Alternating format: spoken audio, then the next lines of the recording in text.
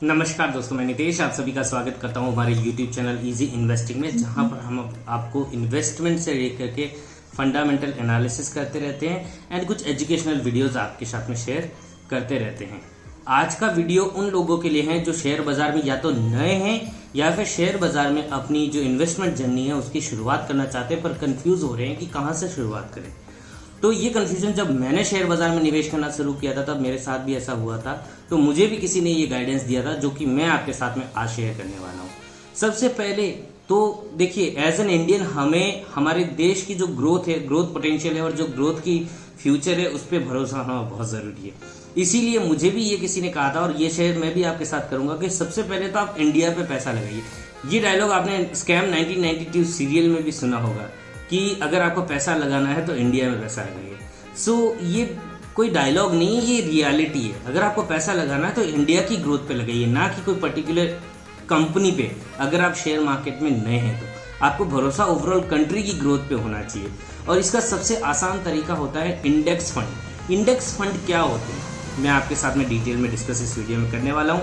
अगर आपको वीडियो थोड़ा भी एजुकेशनल और एनालिसिस आपको थोड़ा सा भी अच्छा लगे तो इस वीडियो को आगे जाके थम्स अप जरूर दें एंड हमारे चैनल को सब्सक्राइब करें इस तरह की लेटेस्ट एंड अपडेटेड वीडियोस के लिए। चलिए शुरू करते हैं। तो इंडेक्स फंड बेसिकली वो म्यूचुअल फंड्स होते हैं जो इंडिया के जो इंडेक्सेज है। इंडिया में एक्चुअली दो इंडेक्स है। पहले तो ये समझिए कि दो स्टॉक मार्केट इंडिया में काम करते हैं इक्विटी शेयर बाजार के अंदर। पहला है बॉम्बे स्टॉक एक्सचेंज, दूसरा है नेशनल स्टॉक एक्सचेंज। इन्होंने अपने इंडेक्सेस बना रखे हैं। एनएससी यानी कि नेशनल स्टॉक एक्सचेंज का जो इंडेक्स है उसे निफ्टी 50 बोला जाता है, जिसमें एनएससी पर जितनी भी लिस्टेड कंपनीज है उसमें से टॉप 50 कंपनीज मार्केट कैपिटलाइजेशन के बेसिस पे टॉप 50 कंपनीज को एक अलग से इंडेक्स में रखा गया है जिसे हम निफ्टी 50 कहते हैं। और यहाँ पर हर कंपनीज का कुछ अपना प्रतिशत वेटेज है, ठीक है। उसी तरीके से बॉम्बे स्टॉक एक्सचेंज का अपना जो इंडेक्स है उसे हम सेंसेक्स कैसे कहते हैं, जिसमें बॉम्बे स्टॉक एक्सचेंज पे लिस्टेड सारी कंपनीज में से मार्केट कैपिटलाइजेशन के बेसिस पे टॉप 30 कंपनीज को अलग से एक इंडेक्स में रखा जाता है, जिसके बेसिस पे ओवरऑल मार्केट की ग्रोथ को जज किया जाता है। मतलब कि ये माना जाता है कि ये कंपनी जिस तरीके से ग्रो कर रही है हम मानते हैं कि उतनी ही ग्रोथ ओवरऑल मार्केट की हो रही है। चलिए, सो इन इंडेक्सेस में पैसा लगाइए क्योंकि ये सबसे सेफ होता है इक्विटी साइड में। वैसे तो और भी अलग इंस्ट्रूमेंट है जिसे भी हम आगे फ्यूचर में आने वाले वीडियोस में डिस्कस करेंगे, लेकिन अगर आप इक्विटी एक्सपोजर देखना चाह रहे हैं, आप नए हैं, आप उतने अच्छे से रिसर्च फिलहाल नहीं कर सकते हैं और शुरुआत करना बहुत ज़्यादा ज़रूरी है, क्योंकि जब आप शुरुआत करते हैं तो आपको एक कॉन्फिडेंस आता है। तो मेरी ये राय है कि आप इंडेक्स फंड की तरफ अपना ध्यान दें। इंडेक्स फंड आपको अट्रैक्टिव लग सकते हैं। ऐसा देखा भी गया है कि पिछले कई सालों से इंडेक्स फंड ने स्टॉक्स को बीट किया है। मतलब जिन्होंने स्टॉक मार्केट में अलग अलग म्यूचुअल फंड्स में निवेश किया है या पर्टिकुलर स्टॉक्स में निवेश किया है, ऐसा देखा गया है कि इंडेक्स फंड में वहां पर ज्यादा रिटर्न्स मिले हैं। और दूसरा पॉजिटिव फायदा इंडेक्स फंड का क्या होता है कि इंडेक्स फंड के अंदर जो एक्सपेंस रेशियो होता है म्यूचुअल फंड्स का वो कम होता है, क्योंकि यहाँ पर कोई भी रिसर्च रिक्वायर्ड नहीं होती है।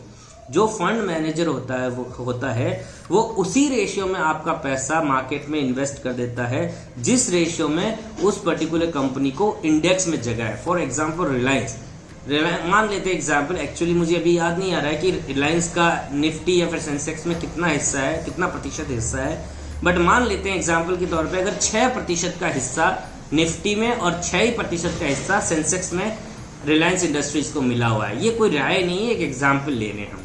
तो जो म्यूचुअल फंड है, अगर वो इंडेक्स म्यूचुअल फंड है तो जब वो निवेश करेगा अपना पैसा तो ओवरऑल AUM यानी कि एसेट अंडर मैनेजमेंट का 6% हिस्सा आंखें बंद करके रिलायंस इंडस्ट्रीज में निवेश कर देगा।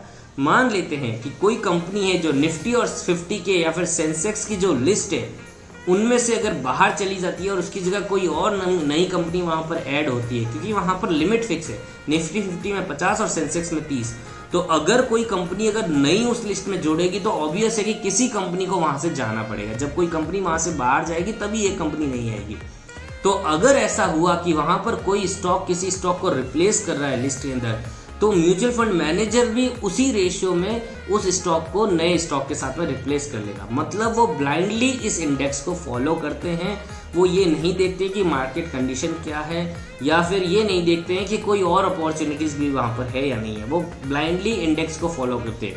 तो वहां पर जो रिटर्न्स होते हैं वो भी हमें ओवरऑल शेयर मार्केट जिस रेट से बढ़ रहा है उतने रिटर्न्स हमें मिलते हैं। और ये जैसे कि देखा गया है पास्ट में कि जो इंडेक्स फंड है उन्होंने बाकी म्यूचुअल फंड्स को, इक्विटी म्यूचुअल फंड्स को बीट किया है, तो ये पॉजिटिव साइन भी है। और चूंकि यहाँ पर एक्सपेंस रेशियो हम कम पे कर रहे हैं, तो ये भी हमारे लिए पॉजिटिव साइन होता है। यहाँ से भी हमारे रिटर्न्स थोड़े से आधे 1% से यहाँ भी हमें एक पॉजिटिव इंप्रूवमेंट, यहाँ पर एक पॉजिटिव इफेक्ट यहाँ पर देखने को मिलता है। अब इनके रिटर्न एक्सपेंस रेशियो कम क्यों होते हैं? क्योंकि इन्हें ज्यादा रिसर्च नहीं करने होते हैं, ये ब्लाइंडली इन इंडेक्सेस को फॉलो कर रहे हैं, कोई रिसर्च यहाँ रिक्वायरमेंट नहीं है, इसीलिए यहाँ पर एक्सपेंस रेशियो भी कम होते हैं।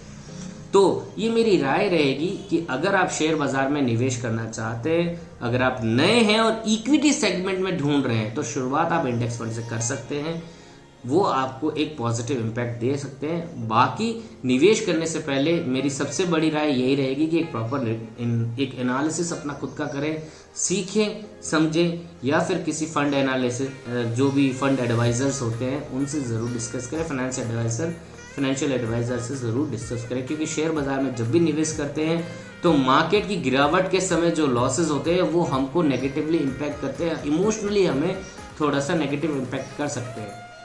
तो यहाँ पर पेशेंस सबसे ज़्यादा रिक्वायर्ड होता है। मैं आशा करता हूँ कि ये वीडियो आपको थोड़ा सा इन्फॉर्मेटिव लगा होगा और इस वीडियो से आपको कुछ सीखने को मिला होगा। वीडियो अच्छा लगा हो तो वीडियो को लाइक करें, चैनल को सब्सक्राइब करें, बेल आइकन को क्लिक करें, जिससे कि आपको आने वाले वीडियोस की नोटिफिकेशन मिल सके। मैं फिर मिलूंगा आपको एक नए वीडियो में एक नए टॉपिक के साथ। तब तक के लिए अपना ध्यान रखें, सुरक्षित रहें। धन्यवाद।